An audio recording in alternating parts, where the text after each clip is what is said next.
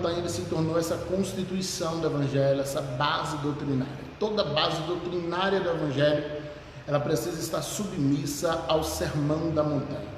Então, nós queremos entrar um pouquinho nisso. Mateus 5, 6 e 7 são 3 capítulos que nós vamos estar estudando nessa tarde. Óbvio que não dá para a gente fazer uma exegese completa desses 3 capítulos, mas ao menos em parte, amém? Nós vamos estar estudando aqui na medida do possível. Você que já está assistindo, vai compartilhando aí, né? Eu estou com a camisa hoje aqui do Igreja Unida, está invertida aí na imagem. O pastor Jorge deve estar vindo com ela também. Daqui a pouco a gente vai falar um pouquinho desse projeto também, apresentando aos irmãos de fora aí que não conhecem esse projeto. E vai compartilhando, vai levando essa live mais para frente, tá bom? Para que mais pessoas sejam abençoadas. Nós estamos em um tempo de muitas vozes, muita proliferação de muitas notícias, e a maioria dessas notícias são notícias de pânico, são notícias ruins, são notícias que levam desespero às pessoas, e nós temos se imposto essa obrigação nesses dias de trazer paz, de trazer uma palavra de fé, de trazer uma palavra de salvação, de trazer uma palavra de ânimo, amém, para as pessoas que nos assistem, para as pessoas que participam das nossas lives. Então nós temos assumido esse compromisso que nós mesmos nos colocamos de, nas nossas lives, nós levarmos apenas fé, esperança, paz, levarmos essa palavra de comunhão para as pessoas, haja vista que já tem muita gente levando pânico, desespero, morte, levando confusão. Então nós queremos trazer essas palavras de paz. E temos feito isso aqui ao longo das últimas lives, trazendo lives teológicas, trazendo lives também de assuntos pertinentes à Bíblia de uma forma geral. E nós temos falado de muitas coisas aqui. Inclusive, terça-feira agora, já quero deixar o convite aí enquanto o pastor Jorge está chegando.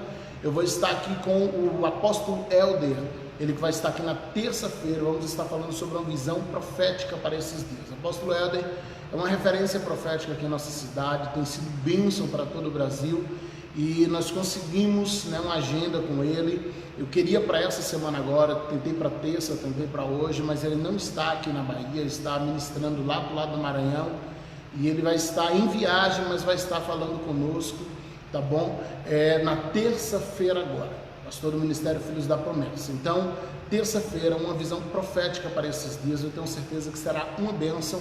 E hoje com o pastor George Costa. Acredito que ele ainda está procurando a live ali. Ele me passou antes, daqui a uns 5 minutos que a gente se ligou, e ele falou comigo: o pastor, estou acostumado só pelo Instagram, né? E não estou tão acostumado com o Facebook, e por ele ter alguns Facebooks, eu não estou vendo ele aqui.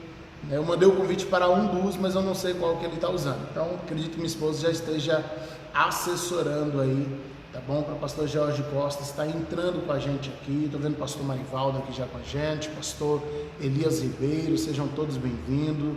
Presbítero Leonardo, deixa eu ver quem mais está com a gente aqui. A irmã Isabela, Cleia, Priscila.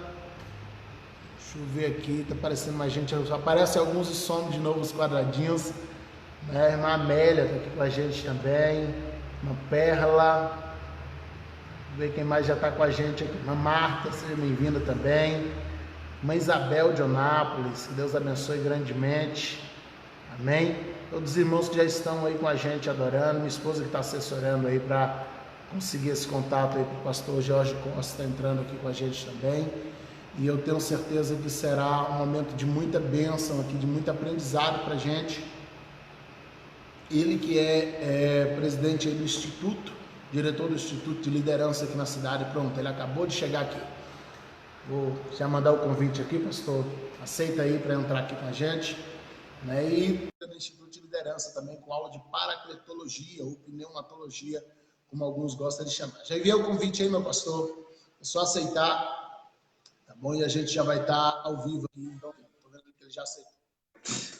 Senhor Jesus, meu querido.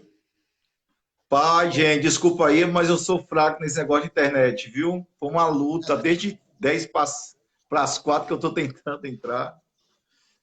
Eu estava aqui no problema, que eu falei, o pastor Jorge Costa ele tem alguns faces. Eu mandei o convite para um dos, então não sei qual que ele vai usar e com medo de não dar certo. Seja bem-vindo, meu irmão. Que bom. Muito obrigado, pastor Gisel, pelo convite, a todos os irmãos que estão conectados conosco aí. A paz a todos. Amém. Eu que agradeço por você aceitar, né, o nosso convite e essa oportunidade de estarmos juntos. E o pessoal já deve estar observando aí que a gente está com essa camisa bonita aí, Sim, meu pastor. deixa eu botar aqui. Está invertida aqui na imagem, mas Isso. Do projeto Igreja Unida. E eu quero te dar a honra, o senhor falar um pouquinho desse projeto. Tem muitos irmãos de fora aí que estão assistindo, irmãos aqui da Igreja Pentecostal Reina Glória, né, e é um projeto que o senhor tem presidido aqui na cidade. Eu queria que o senhor falasse um pouquinho desse projeto para os irmãos que ainda não conhecem. Sim. Bem, o pastor Gesiel e o pastor Ezequiel são líderes desse projeto. O projeto Igreja Unida começou no dia 31 de dezembro de 2017 e a grande pretensão do projeto Igreja Unida é unir pastores independente de placas denominacionais ou doutrinas ou liturgias, mas unir mesmo no sentido de viver aquilo que está em Marcos 16:15, ir por todo mundo e pregar o evangelho a toda criatura. Então, o objetivo é trazer unidade entre os pastores, ser um só corpo, o seu corpo de Cristo, também atender a sociedade nas suas demandas sociais, levar o evangelho, interceder, abençoar os bairros cujos pastores têm as suas igrejas locais nesses respectivos bairros, que são em torno de 14 bairros da Zona Oeste, Vitória da Conquista. Daí o projeto Igreja Unida interdenominacional, sem pretensão nenhuma de ter uma figura humana destacada, a não ser Cristo mesmo, sendo destacado e honrado. A gente começou, foi 31 de dezembro de 2017, foi isso? Ou 2018? Isso, 2017, já tem fez 2 anos agora, você vê, né, como passa rápido. E é importante ressaltar isso, é um projeto que a gente vem contando, eu acredito que a gente esteja agora com quase 30 pastores, mais ou menos isso. Isso. Tem mais pastores no projeto, não são tão assíduos. Entendi, não são tão assíduos, né? Outros que estão com a gente marca esses dias, foi feita agora recente carreata, né? Orando nas ruas da cidade nesse tempo de pandemia. Sim. Projetos sociais, às vezes vai para a praça e ali faz o evangelismo, ao mesmo tempo pessoal, cristãos da cidade oferecem suas profissões, enfermeiros, cabeleireiros, e eles vão para ali e oferecem um dia de serviço social, ofertando sua profissão a Deus, à comunidade, e tem sido abençoador aqui, né? Para a nossa cidade. Sim. E a bênção de Deus. É um prazer, uma honra fazer parte desse projeto. Amém, amém, pastor. E é isso. Amém. E você me colocou na dificuldade grande hoje, hein? Eu só sou coadjuvante aqui. Eu falei contigo que eu estou aqui só para entrevistar. Hoje eu quero ouvir, né? Tá só recebendo. Tem muita coisa. Acabou de dar um mês de aula aí, não sei se já encerrou, se ainda está dando de Novo Testamento. Aí só tem mais uma para finalizar, só uma. Dificultando bastante a vida dos futuros professores, né? Sim, sim. Mas eu tenho muito material bom, rapaz. Estava aqui, estou com material bom aqui, ó, de um amigo meu. E eu estou usando esse material lá no curso de Liderança e Teologia, aí, ó. Essa daí eu Sermão da Montanha. Você conhece? Palavra verdadeira. Pastor Geisiel Santos, comentarista, nós já falamos com os alunos. Teremos a outra revista de Doutrina do Espírito Santo, que o senhor mesmo vai dar aula para a gente, vai ser uma honra também. E é um material muito bom, de fácil linguagem, que as pessoas entendem muito, e muito rico, não só de teologia, mas principalmente de Bíblia, né? Que é que a gente precisa de Bíblia nessa geração. Então, eu estou muito feliz. Os alunos já estão fazendo a lista de pedidos, para a gente logo fazer um pedido grande dessa revista aqui. Eu indico aos pastores que estão assistindo, aqueles que ainda vão assistir essa live, material muito bom mesmo. Amém. Obrigado, meu querido.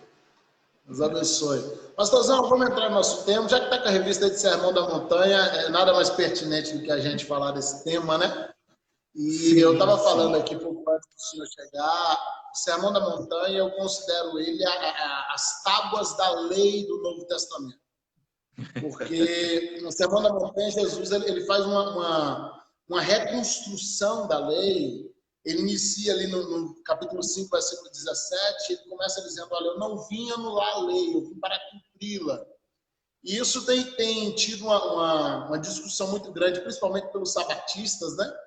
Os defensores do sábado, porque eles dizem, não, Jesus veio para cumprir a lei, ele não veio para anular. Só que na sequência é interessante porque Jesus ele começa citando a lei e ele vai reconstruindo as instruções. E aí é interessante porque ele pega aquelas instruções da lei e ao invés do que a gente imagina, assim, que a ideia que a gente tem é a lei é pesada, a graça é fácil.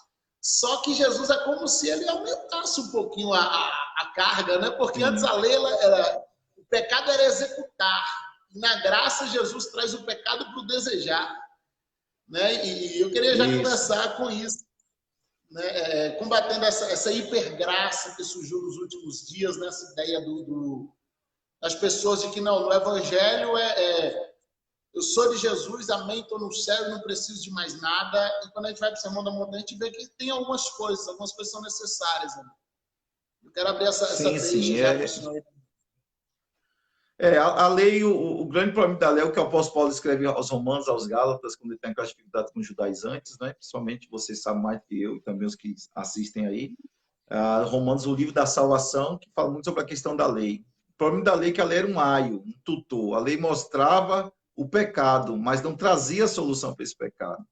E quando Jesus vem, que ele mostra essa solução, Tiago, capítulo 2, quando ele fala que o homem podia cumprir toda a lei, mas se transgredisse uma das leis, seria transgressor de toda a lei. Então, das 613 leis, se o cara cumprisse 612, pecasse uma, transgressor de toda a lei. Então, era impossível que um homem pudesse cumprir toda a lei. Isso não quer dizer, contudo, que a graça é algo barateado. Não, agora eu não estou mais na lei, então agora eu posso, como diz Paulo, quer que eu peque para que a graça aumente? De forma alguma. A graça também ela se torna responsável. Ela se torna responsável na vida de todo cristão. É lógico que esse peso do pecado, aí o pecado não está apenas um fardo. Cristo levou todo esse pecado, se tornando pecador por nós. Mas existe uma responsabilidade, daí a importância de nós traçarmos esse entende o Sermão da Montanha.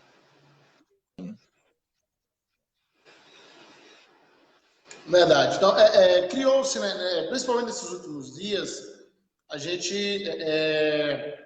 está sendo bombardeado por uma geração de pastores coaches, e aí eu já corrijo aqui minha fala, porque eu também sou coach, então eu tenho que ter cuidado com isso, mas o coach ele é muito bom para a gente aprender algumas questões administrativas, de gestão de pessoas. É um curso maravilhoso a esse fim. O problema foi quando as mensagens do culto elas foram transformadas em palestras coaches. E aí a gente teve uma distorção terrível do evangelho. Por quê? O evangelho ele deixou de ser um evangelho de correção, um evangelho de transformação, melhor dizendo, e um evangelho motivacional, onde você vem como está, fica como está e está tudo certo. E se em algum momento você se sentir acusado por algum erro, eu vou estar aqui para te dizer que não, que está tudo certo, você já está no céu. Então a graça ela foi barateada. E esses dias atrás eu ouvi uma frase que eu achei muito interessante, que alguém falou assim: a graça não é de graça, ela custou um preço. Né? E se a graça salvadora nos custou um preço, a salvação e a intimidade, a salvação não, a unção, porque a salvação já foi paga, mas a unção e a intimidade com Deus, ela custa ainda hoje um preço que nós precisamos pagar de oração, de consagração, de separação. Né? A salvação nos foi garantida, a adoção de filho.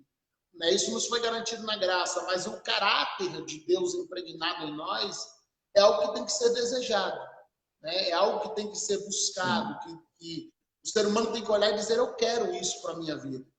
E, infelizmente, essa nova gestão de liderança, essa nova liderança que surgiu de uns tempos para cá, uma liderança A liderança underground, né?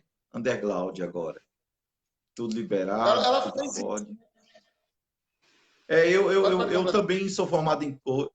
Eu sou formado em coach, gosto muito da ideia do coach, me ajudou muito como pastor de igreja, como palestrar, mas eu não posso tirar a essência do evangelho, que é o poder do Espírito Santo. O pecado existe, o inferno existe, Satanás existe, e o salário do pecado é a morte, isso é inegociável. Não dá para achar que pecado é problema psicológico ou emocional. Isso não, pecado é uma questão espiritual. Tem um livro do Max Lucado que chama A Graça, que eu acho interessante quando ele fala justamente sobre essa questão. A graça ela não é irresponsável e a graça também ela não é uma concessão onde você fica barateando a graça. Por isso que ele cita um texto interessante, João capítulo 8, quando Jesus chega para a mulher samaritana e diz: onde estão os teus acusadores? Eu também não te condeno. Mas ele não terminou por aí. Ele falou: vai e não peques mais. A graça alcançou. A graça alcançou, mas ela tinha uma responsabilidade de uma vez agora. Está imune pela graça, no sentido de não mais receber o fardo da lei, mas ela deveria continuar procurando a vida de santidade. Porque existem versículos chaves que nós aprendemos desde lá, principalmente nós que viemos de igrejas muito pentecostais, que a gente não pode largar esses versículos. Parece que rasgou a Bíblia. Hebreus 12:14 diz: sem a santificação, ninguém verá o Senhor. Está na Bíblia, mas parece que o povo quer rasgar a Bíblia. Então, a gente tem que olhar para a Bíblia e parar. Não é ruim ter mensagem motivacional de forma alguma, mas precisamos pregar contra o pecado que está assolando muitas igrejas, assolando a vida de pessoas. Hoje tem estatística dizendo que de 10 homens, 6 na igreja têm problema com pornografia, temos problema de violência doméstica até entre cristãos, problema de pedofilia, questões de adultério. E motivação não resolve isso. O que resolve é a confissão de pecados e arrependimento pelo sangue de Cristo Jesus, nos redimindo. A verdade é que a gente está criando uma geração de crentes mimados, né? Uma geração de crente que ele tem que estar sempre sendo acariciado, ele tem que estar sempre sendo bengado, ele é sensível. Essa geração que as pessoas dizem assim, nós estamos numa geração Nutella, né? Isso que começou lá fora, dessa turma meio sensível, ela chegou dentro da igreja. É uma geração de crente que ela é sensível, ela não pode ser tocada. E aí Paulo, em 1 Coríntios 3, ele vai falar sobre isso. Ele olha para aquela igreja que já tinha tantos anos, ele fala assim: eu queria falar de assuntos fenomenais, sobrenaturais com vocês, de coisas profundas, mas vocês são meninos e são carnais. Então ele faz duas acusações. São meninos na fé, ou seja, se negam a amadurecer, e são carnais, ou seja, estão contaminados pelo pecado. E aí, quando a gente fala da imaturidade, o texto agora estava na boca que fugiu da mente, a Bíblia vai dizer assim, talvez o senhor consiga lembrar, a Bíblia vai falar o seguinte, ela diz: olha, o menino, enquanto é menino, mesmo sendo herdeiro de tudo, ele não pode assumir nada. Ele é herdeiro, é como um pai que ele tem um carro, e ele tem um filho que, por regra, é dono daquele carro, herdeiro daquele carro, mas o funcionário do pai dirige o carro, o menino não. Então, o menino é o dono do carro, mas ele não tem a possessão. Né? Enquanto o servo, o funcionário que não é dono, ele consegue dirigir o carro, sair com o carro, viajar com o carro sem ser dono. Então, a gente tem esses dois tipos de crente na igreja. O crente que ele desfruta da bênção de Deus, mas que ele não tem compromisso com Deus, ele é um trabalhador, ele trabalha para Deus e não com Deus, ele não é filho, ele não assume esse papel de filho, ele se sente um escravo. E a gente tem um filho que ele é um menino mimadinho do pai, ele não amadurece, e por isso Deus não pode confiar responsabilidades para ele. E é um grande prejuízo. Crentes que já deveriam estar crescendo, já deveriam estar trabalhando na obra, e eles estão ainda necessitando de Deus. Isso. Eu lembro que uma vez nós conversamos, falando sobre hoje, que as pessoas falam religiosidade. Mas chega a hora que a gente pode falar tanto de religiosidade, ou sermos tão contra a religiosidade, a ponto de entrar no liberalismo. E aí é que a gente fala tanto mal dos antigos pastores, que eram rígidos, porque eu tive pastores rígidos demais, e não querendo ser rígidos como ele, porque muitos muitas vezes eles passaram do ponto, e aí nós queremos consertar sendo liberais demais. E é nesse momento que a gente precisa encontrar um equilíbrio. Eu acredito, sinceramente, tem coisas que eu falo para alguns amigos que eu vejo que alguns fecham um pouco a cara, acham estranho, mas existem coisas no reino que você não pode abrir concessões, porque uma pequena concessão dá direito a concessões maiores. Então, a gente precisa ter muito cuidado com essas coisas. Até coisas simples que as pessoas me perguntam e eu falo, olha, eu não concordo com isso, porque eu já vi gente andar por esse caminho. Ah, mas é uma coisinha simples. Lembro sempre que o apóstolo Paulo diz, todas as coisas me são lícitas, mas nem todas me convêm.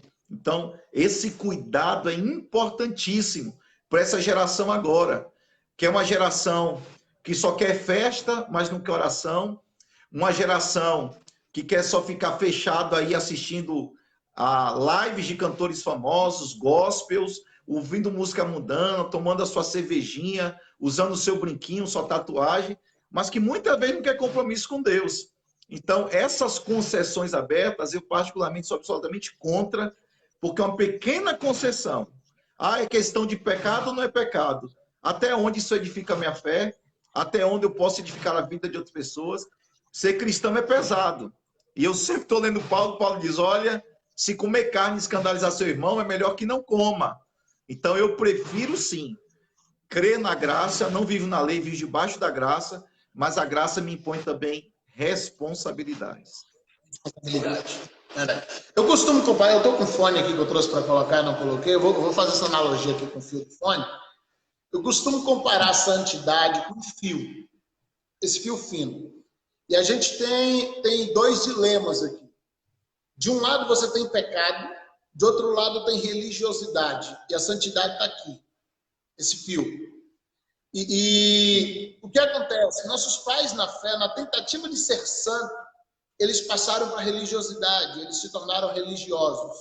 Eles eram muito mais religiosos do que buscavam conseguiam alcançar essa santidade em si. A nossa geração, ela tentou parar aqui, mas no que ela veio saindo da religiosidade, ela passou para o pecado. A gente saiu de um dilema de radicalismo, e era extremo, mas a gente foi com um dilema de liberalismo. E ficamos nessa dificuldade. Toda vez que a gente tenta alcançar esse fio da santidade, a gente passa para a religiosidade ou para o pecado, né? Para a liberdade excessiva. E a gente não consegue parar aqui, porque é difícil. Né? Quando a gente tenta ser santo, a gente se torna religioso. Quando a gente tenta não ser religioso, a gente entra para o pecado.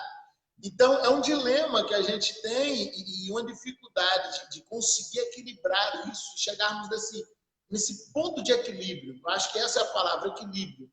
Né? De chegarmos nesse padrão de santidade de Deus, em que não há concessões, não há como abrir uma brecha, mas é porque está pesado, é porque eu queria isso, eu queria que fosse assim. Né? Esses dias atrás, alguém me provocou um debate bíblico e em alguns minutos eu tinha citado para ele já uns 15 versículos da Bíblia, e no final ele falou assim, olha, eu não sei citar versículos igual você, mas eu fico com a minha ideia. Foi a frase que ele finalizou a conversa, eu fico com a minha ideia. Eu falei, então você não segue Bíblia, você segue uma ideologia, você segue uma doutrina de homens que tende a se tornar uma doutrina satânica. Porque como é que você ouve versículos da Bíblia que contradiz sua mensagem e você diz, não, mas eu vou ficar com a minha ideia. Então, você não é cristão, né? É uma dificuldade, porque o que nós não herdamos de nossos pais? Aqui está o nosso ponto falho. Nossos pais, quando tinham uma dúvida, eles corriam na Bíblia. Né? Eles não tinham teologia, não tinham... Então, eles folheavam aqui até achar uma resposta. Nem que fosse uma descontextualizada, mas eles achavam uma resposta na Bíblia. Sim, sim. A nossa geração corre para a internet, o YouTube, é o principal discipulador de nossos dias, pastor Messias entrando aqui, Deus abençoe, bem-vindo. Aí corre para o YouTube para se discipular por pessoas que muitas vezes não são nem discipuladas. Nós temos uma geração de jovens na igreja sendo discipulados por cantores de 16 anos, 17 anos, que nunca pararam para ouvir um culto de ensinamento, uma escola bíblica. E com a barriga de fora e a calça apertada. E essa molecada, elas fazem um show e eles querem falar mal de pastor, querem falar mal de forma de pastoreio, né? Então, ele não tem compromisso nenhum com a Bíblia, mas quer pregar, quer discipular. Eu fiz uma live aqui sobre louvor e adoração. O pessoal que tiver curiosidade, volta aí na página e procura aqui no YouTube, pr.geisielsantos. Eu falava sobre isso. Gente que nunca teve compromisso nenhum com a palavra, mas eles querem ensinar. E quem não para aprender não é digno de ensinar, porque ele vai ensinar errado.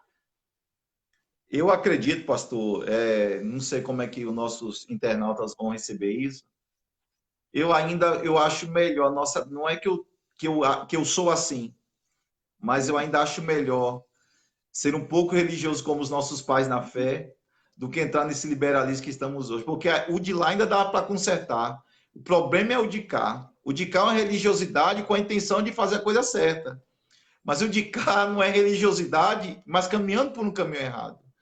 Como você disse, a nossa geração hoje, e graças a Deus está mudando muito, mas ficamos muito fechados a flashes, a seguidores, a plataformas digitais, e estamos esquecendo o que o apóstolo Edilson, né, fez com você a live aí, da presença, adoração, da busca da palavra. Nós precisamos, é o que você falou, eu fico com a minha ideia e não com a palavra de Deus. Então veja como nós estamos humanistas. Como estamos voltando para a Idade Média, estamos regredindo, onde o homem era o centro de tudo. Estamos ficando humanistas, mensagens humanistas, e aí é a crítica da questão do coach. Eu gosto muito do coach, tenho livros, dou aula, mas o coach que me ajuda a gerir, a administrar, a me ver como pessoa. Agora, o que diz ao homem interior, ao homem espiritual, eu sou direcionado pela palavra de Deus, pelos princípios da palavra de Deus. O coach é interessante para o gabinete pastoral, para você conseguir lidar com pessoas difíceis, para a gente conseguir aconselhar algumas pessoas que realmente necessitam, né, de uma instrução humana para algumas situações. O coach é muito interessante. Agora, subiu no púlpito, acabou, é Bíblia. Né? O coach fica lá no escritório, o pastor fica no altar. O coach ele não pode subir no altar. Pastorzão, eu tenho uma sequência, que eu até citei ela aqui do versículo 17, do capítulo 5, e eu quero só ler alguns trechinhos aqui. Jesus começa dizendo que não veio destruir a lei dos profetas, mas ele veio para cumprir. E aí, na sequência, ele traz algumas coisas que vai ficando bem pesadas, né, de serem cumpridas. Versículo 21, por exemplo, diante, ele diz assim: olha, eu vi que foi dito, não matarás. Qualquer que matar será réu de juízo. Aí ele vem e coloca a nova regra. Eu vos digo que nem mesmo pode ficar com raiva do seu irmão, porque será réu de juízo. Qualquer que chamar seu irmão de louco, será réu de sinédrio. Qualquer que ele chamar de louco, chamar de raca, será réu de sinédrio. Chamar de louco, será réu do inferno. E aí ele vai na sequência, quando chega lá na frente, ele vai falar também sobre adultério. Ele diz: olha, você ouviu falar para não adulterar. Mas eu vos digo que se alguém, versículo 28, se olhar para a mulher e desejá-la, já adulterou. Então, a gente observa o quanto a graça ela vem trazendo alguns pontos de seriedade a mais. Pastor José Irlanda, também lá de Vitória do Espírito Santo com a gente aqui.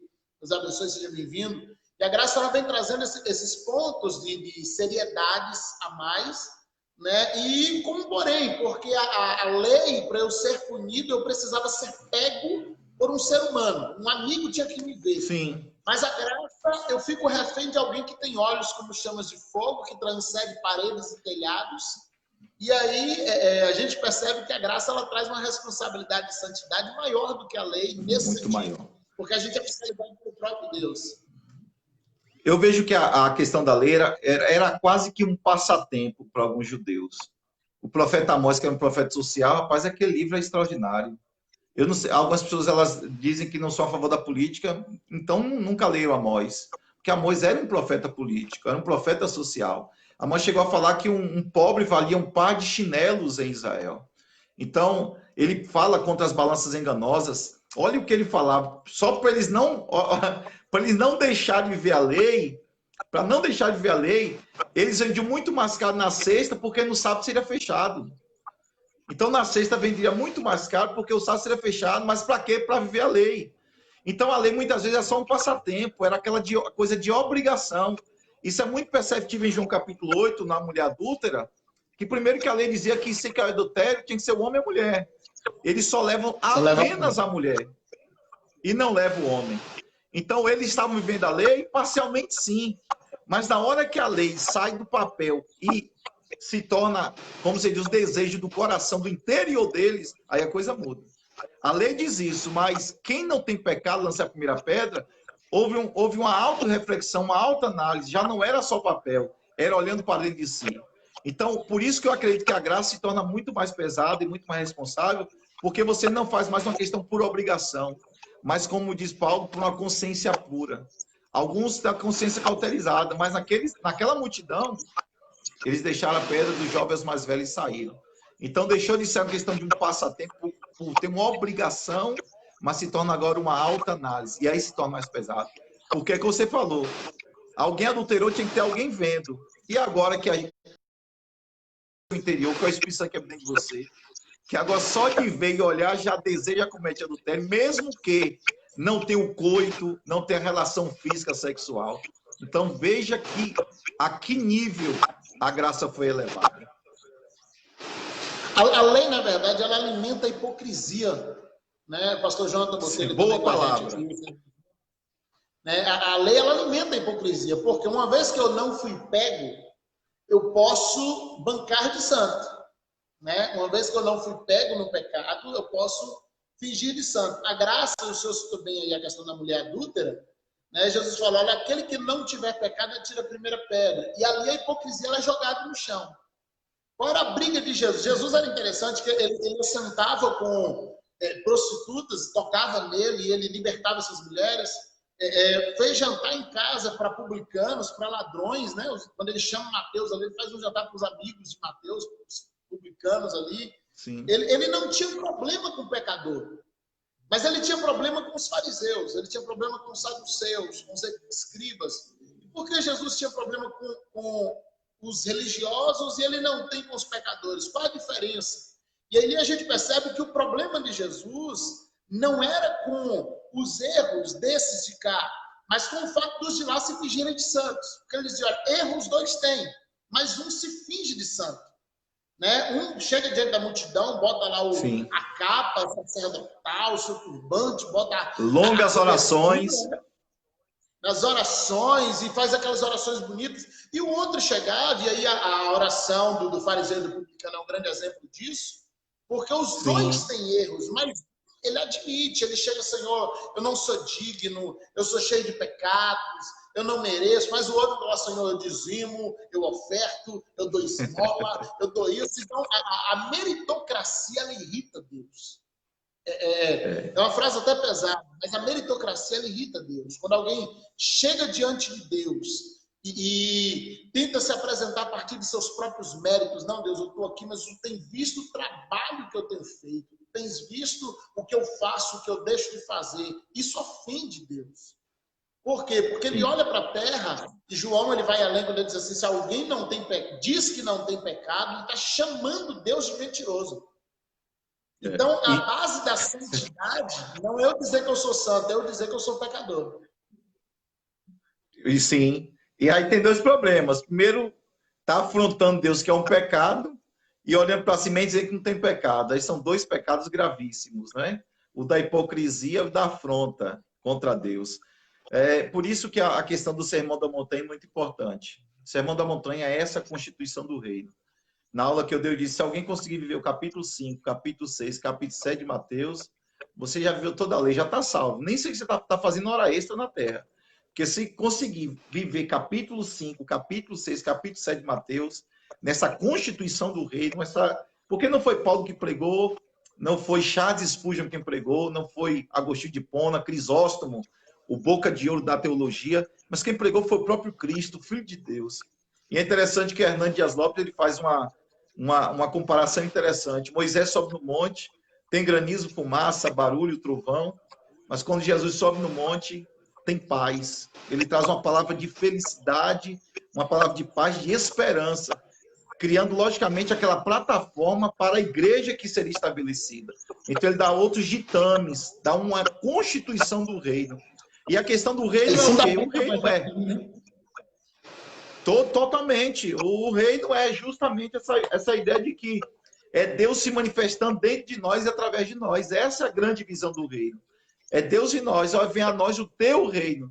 E era para o judeu algo totalmente contraditório, porque ele olhava para o Deus do Antigo Testamento, Yahvé, olho por olho, dente por dente, quebradura por quebradura, pé por pé. Aí vem Jesus, capítulo 5, 6, começa, olha, se alguém bater na tua face, dê a outra. Se andar contigo uma milha, ande a duas. Se pedir tua capa, dê tua túnica também. Que negócio louco! É o filho do Yahvé lá do Antigo Testamento. Antigo Testamento, o Yahvé lá era rigoroso, rígido, e ele falou, se bater no seu rosto, dê a outra face. Então, era uma mensagem difícil para eles entenderem, essa questão do sermão da montanha, essa questão da constituição do reino, que agora não era mais um papel, uma lei só escrita, mas era mostrando o caminho. O caminho é Cristo. E que se resume tudo ao amor. Essa grande constituição do reino, o sermão da montanha é extraordinário mesmo. A ideia do jugo ela é tão interessante porque assim, a lei por si só ela já era pesada, e aí eles criam o Talmud, né? Eles criam uma série de tradições que tornava a lei ainda mais rigorosa para satisfazer a religiosidade deles. A gente pega, por exemplo, quando a gente vai para Levíticos ali, Números Levíticos, a questão da pia do lavatório, o sacerdote ele se lavava ao entrar no tabernáculo. Mas quando a gente chega no casamento de Caná da Galileia, e aí a gente vê um casamento com 6 talhas de pedra na porta para as pessoas se lavarem antes de entrarem de casa. Ou seja, a lei exigiu o lavamento antes de entrar no tabernáculo por um sacerdote. Mas o Talmud, a tradição, botava todo mundo para se lavar antes de entrar dentro de casa. A gente tem ali 6 barris de água, assim, né? Barris de pedra cheios de água. E aí Jesus ele toca na ferida. Eu ministrei isso aqui há uns 7 anos atrás, a transferência da tradição para a graça. Porque Jesus, quando ele vai, ele tinha centenas de vasilhas dentro da cozinha. Ora, se o vinho acabou, isso quer dizer que os barris de vinho estavam vazios. Né? Se o vinho acabou, naturalmente os barris de vinho estão vazios. Então, qual é a de Jesus? Enche os barris de água. Mas ele provoca, ele vai manda encher as talhas. E a Bíblia é muito clara que as talhas das pessoas se lavarem. E ele faz uma provocação ali com a tradição, porque quando ele transforma aquilo em vinho, ele torna aquilo inutilizável, logo de cara. Alguém que chegasse para o casamento a partir de ali, ele tinha uma decisão a tomar, tanto por parte da direção do casamento, quanto por parte do convidado.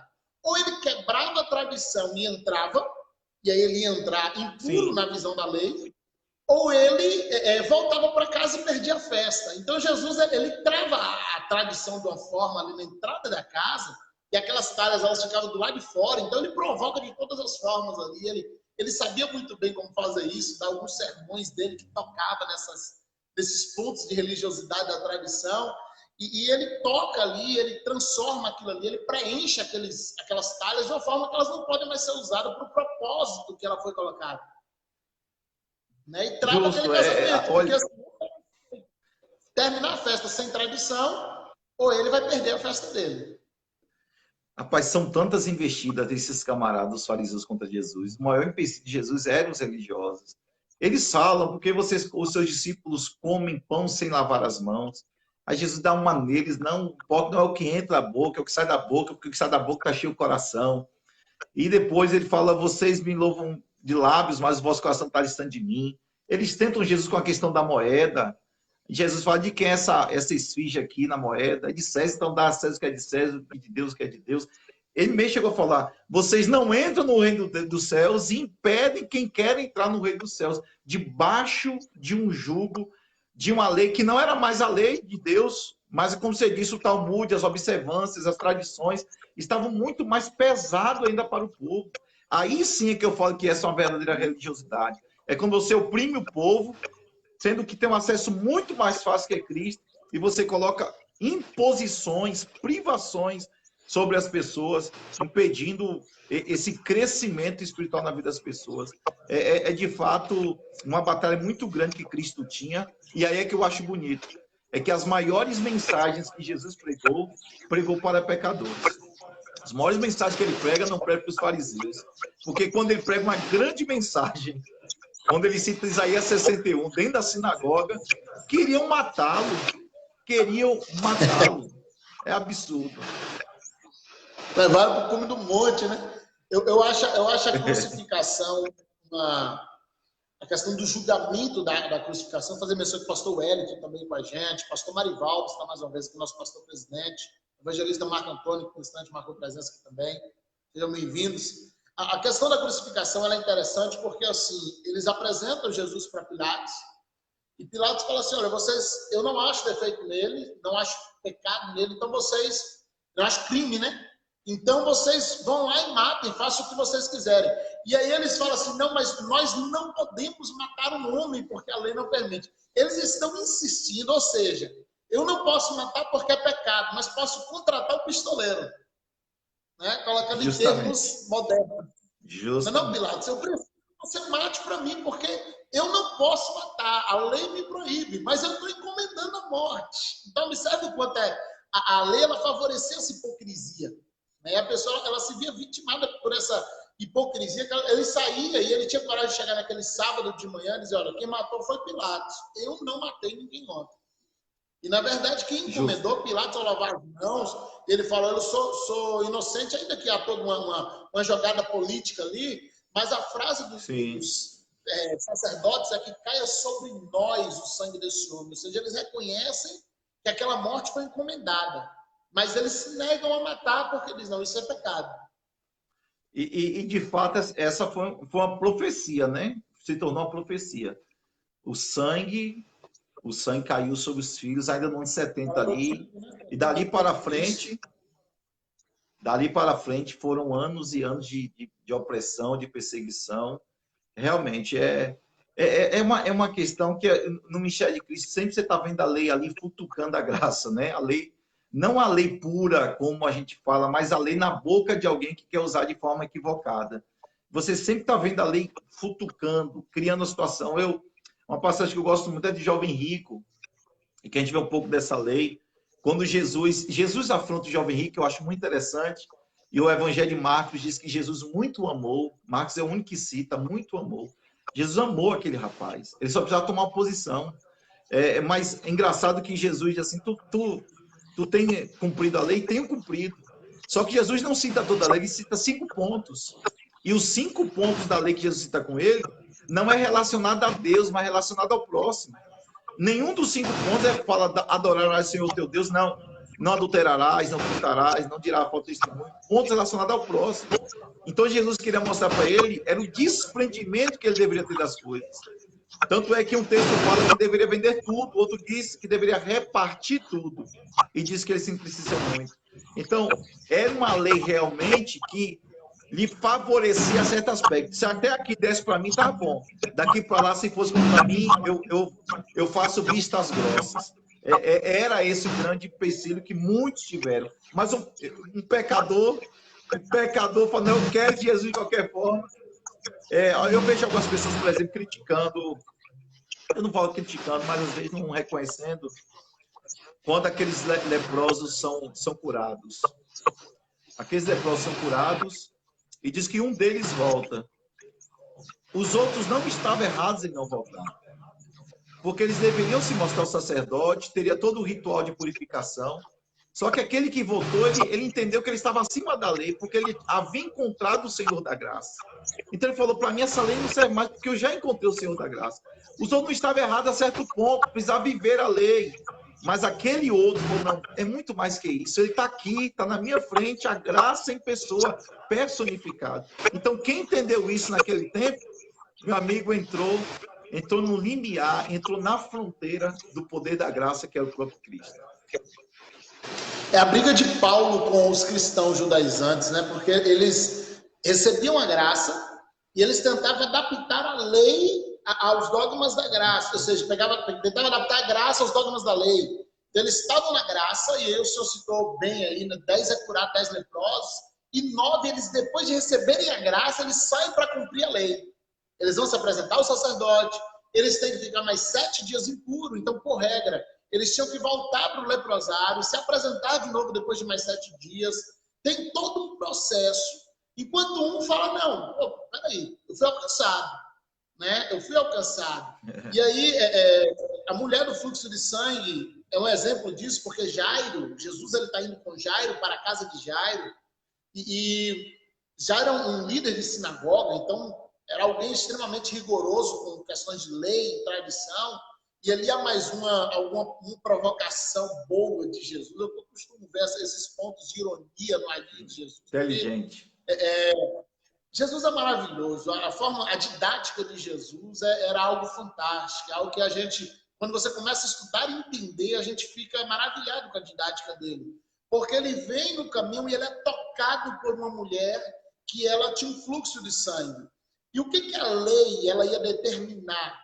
Né? Lá em Levíticos, o que a lei ia determinar?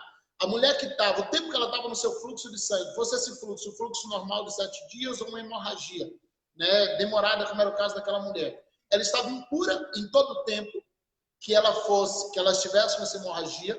Uma vez que a hemorragia cessasse, ela deveria se lavar em água e ela ficava mais 7 dias impura. Uma vez que essa mulher estava mais 7 dias impura, e aí a lei vem, tudo que ela tocasse, se ela se sentasse, se ela pegasse, se ela vestisse uma peça, essa peça não ficava 7 dias impura, essa pessoa não ficava 7 dias impura, mas ficava impura até o fim da tarde.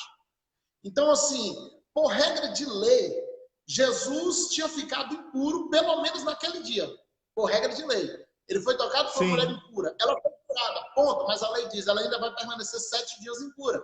Então, Jesus, por lei, estava impuro até o fim da tarde. A roupa de Jesus impura. Até o fim da tarde. Se Jesus entra na casa de Jairo, isso quer dizer que toda a casa de Jairo ficaria impura até o fim da tarde.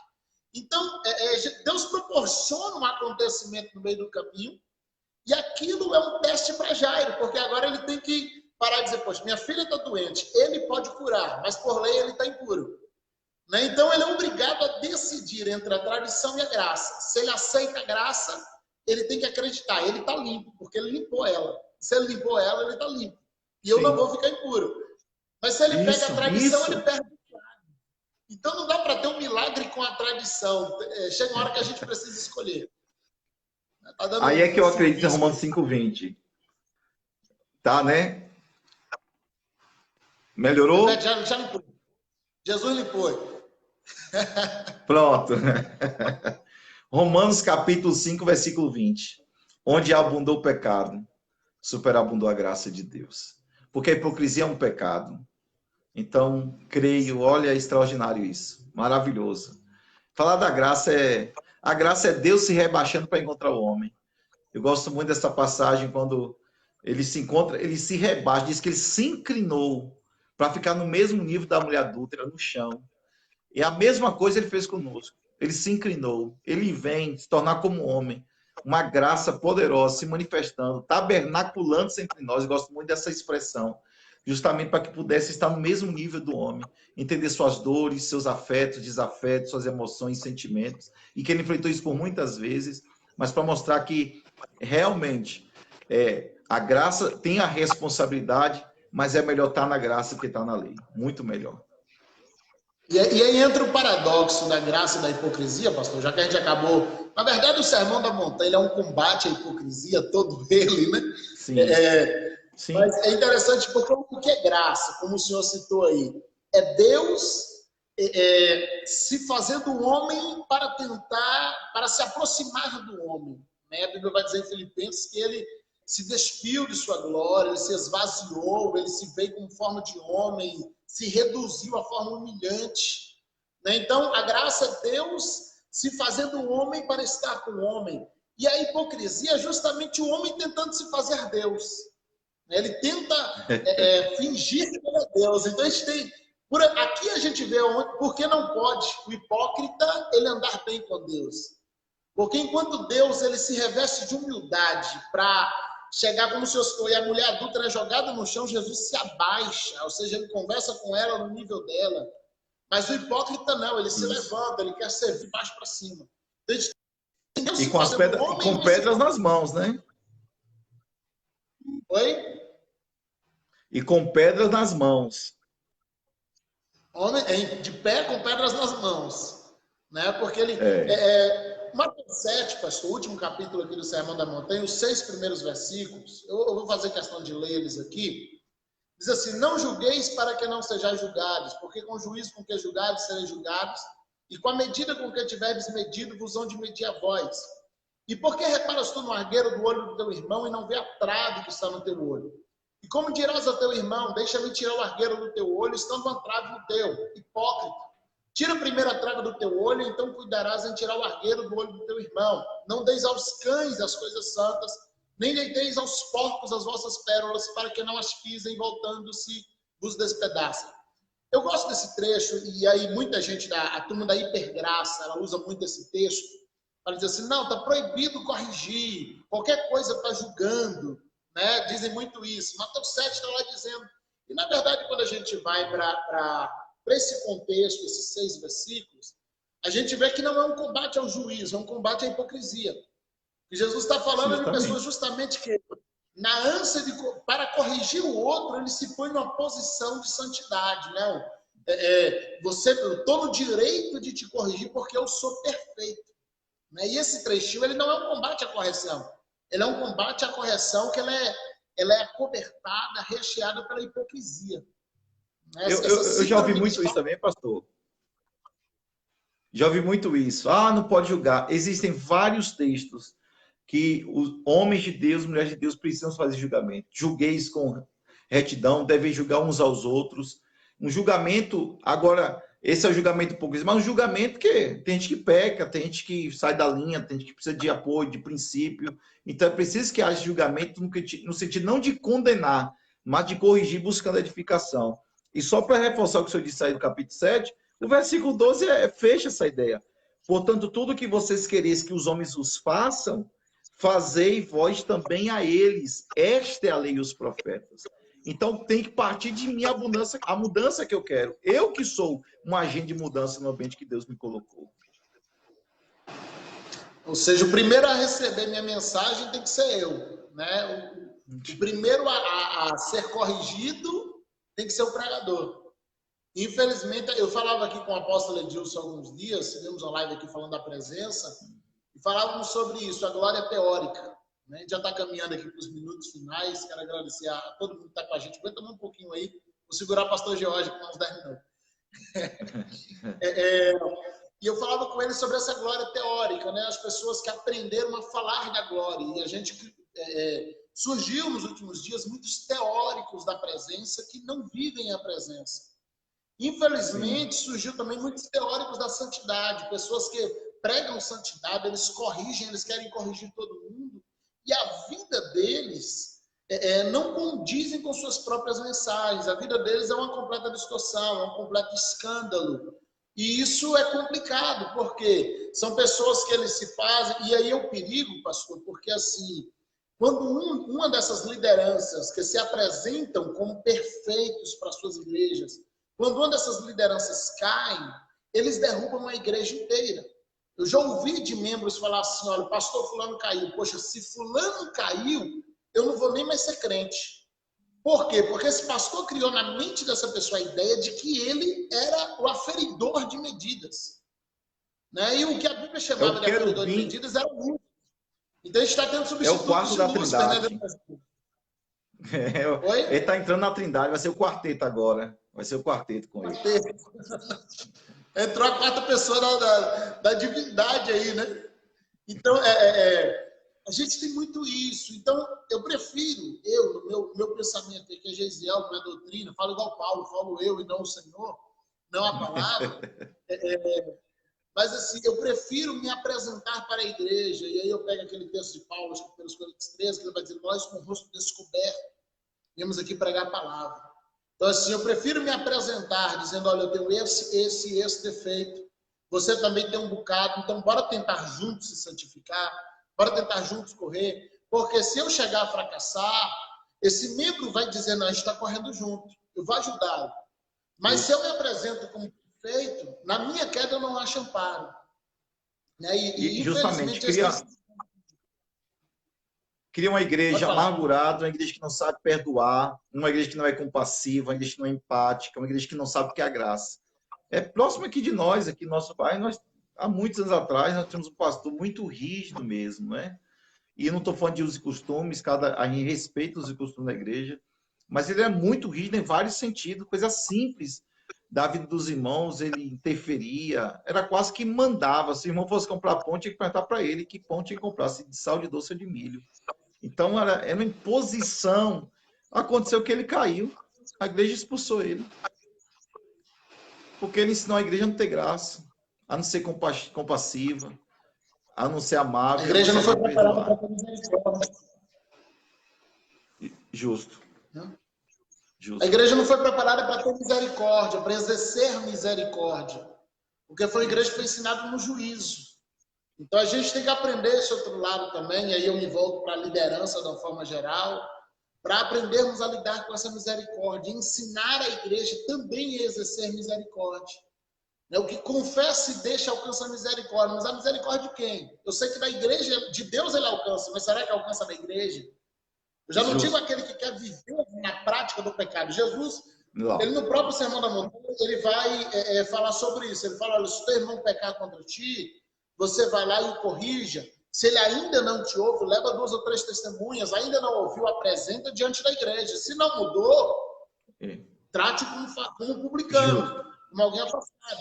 Então, ele apresenta diretrizes para um juízo. Quer permanecer na prática do pecado, que já seria a iniquidade, né? O pecado permanente, continuado. Então, é diferente. Né? Se você quer permanecer na prática do pecado, eu sinto muito, procure um ambiente onde você possa fazer isso. Mas uma vez que haja o arrependimento, que haja a confissão, a igreja tem que estar preparada para receber essa ovelha. Né? Receber e ajudá-la a se levantar. E não ajudá-la. Né? Porque é o que tem acontecido. Eu gosto... o nosso tempo está terminando. Eu gosto muito de Gálatas, capítulo 6. Eu gosto muito. Eu já tive caso de ter que corrigir irmãos na igreja. É tão triste isso. A gente que é pastor que ama, não é? Somente aquela pessoa que não teve... Aconteceu, mas se arrependeu. Não expõe a igreja, corrige com amor, com cuidado. Lembre de Gálatas 6 sempre, né? Corrigir o irmão com espírito de mansidão. E ele vai continuando assim, porque você pode cair no mesmo erro desse irmão. E o versículo 2 diz, e levai as cargas uns dos outros. Então, né, Jesus mandou levar o fardo, agora as cargas, quem leva é a gente uns dos outros.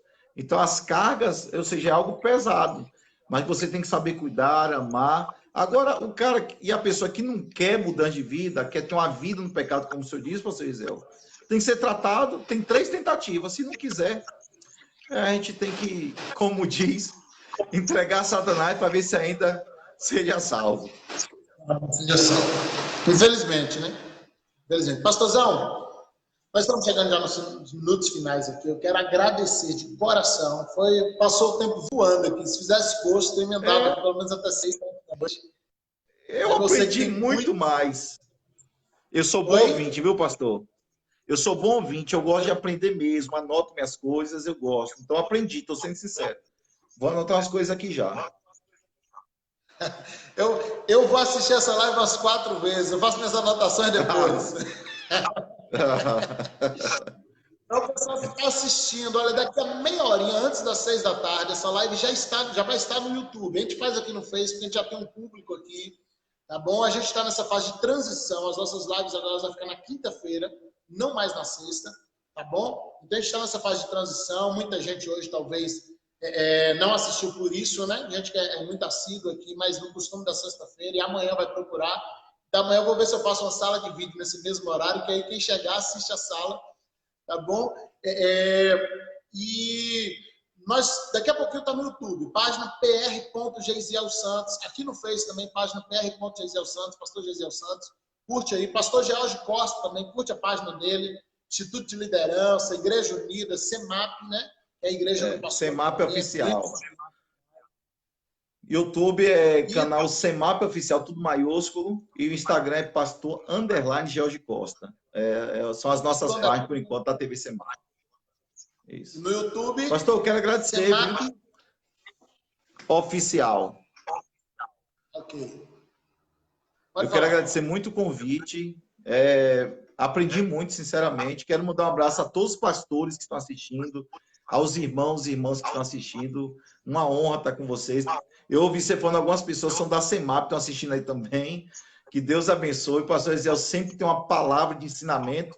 E será o nosso próximo professor agora, Daqui uns dias já, professor de paracretologia, doutrina do Espírito Santo. O senhor que é corajoso, né? Aula de paracretologia do Espírito Santo. Oh. Vai estar mês que vem. Você tem liderança há quantos anos agora, pastor? Está indo para... O Instituto da Liderança todo está indo para 8 anos. Mas o curso de Teologia estamos no 2º ano. Teologia e Liderança. Você tem quantos alunos nesse momento agora? A pandemia teve alguma baixa? Sofreu alguma coisa com isso aí? A gente não sabe ainda porque não voltamos, né? Mas nós tínhamos 150 pessoas inscritas. Mas é lógico que a gente não sabe o que vai acontecer. Pode cair muito aí. Não temos nem uma previsão. Por enquanto, tá só as aulas online. Aulas online. Então, mês que vem a gente vai estar junto em Paracletologia. Eu vou estar compartilhando essas aulas com o pessoal aqui da gente também. Isso, compartilha à vontade. Santa, em nome de Jesus, vai ser bênção. Pastorzão, muito obrigado, que Deus te abençoe. Obrigado por aceitar o convite. Amém. É uma honra recebê-lo aqui. Projeto Igreja Unida, na camisa, no coração. Isso. Junto. Tá bom? Então, isso. Pastor Ezequiel. Amém. Deus abençoe, meu querido. Obrigado.